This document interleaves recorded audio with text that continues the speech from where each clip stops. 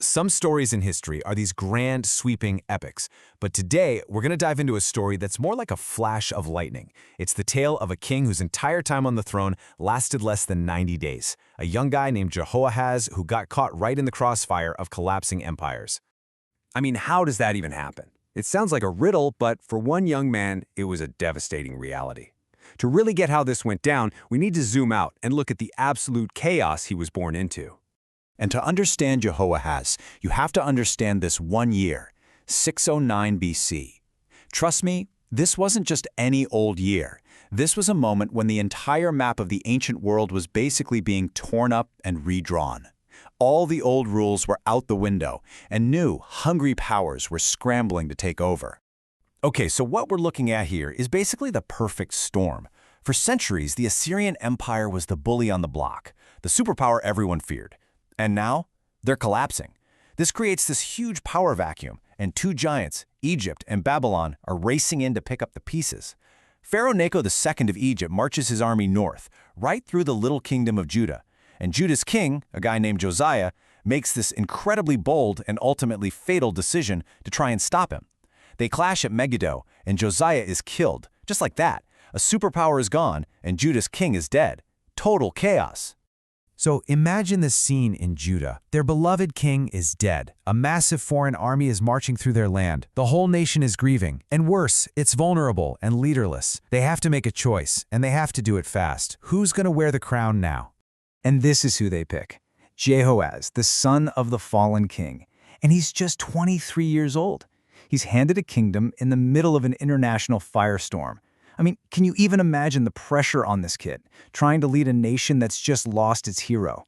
And here's where it gets really interesting. Jehoahaz wasn't actually the first in line for the throne. He had an older brother, Eliakim. But the text says, the people of the land chose Jehoahaz. Now that's a huge deal. It suggests this wasn't just about succession. It was a popular movement, maybe even an act of defiance. The people picked a son they thought would stand up for them, not the one who might just bow down to a foreign power. So, the people get their man on the throne. But his time in the spotlight? Well, it was about to be the shortest in his nation's entire history. His rule isn't measured in years or even months. It's measured in days. 3 months. That's it. His entire reign fits into a single season.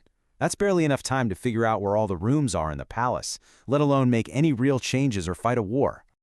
Now, the biblical verdict on his reign is pretty harsh. It says he did that which was evil. But you gotta ask, right? In a reign that short, how much good or evil could one person really get done? It seems a bit tough. And that right there is the key to his whole story. It isn't defined by his actions, because frankly, he wasn't on the throne long enough to act. There are no great building projects, no famous laws, no battles won or lost. The legacy of Jehoahaz is defined not by what he did, but by what was done to him. Because here's the thing, while Jehoahaz was trying to figure out how to be a king back in Jerusalem, the real power in the region, Pharaoh Necho was just finishing his business up north. And now he was turning his attention back to the tiny kingdom that had the nerve to defy him. The Lion of Egypt was coming back. So while Judah was anointing its new king, Pharaoh Necho was busy winning his war, securing his power up north. And now that that's all done, he's free to deal with some unfinished business. And he turns his army around and heads south, right toward Judah. From his point of view, he'd already killed their king in battle. And then these people had the audacity to install a new leader without even asking his permission?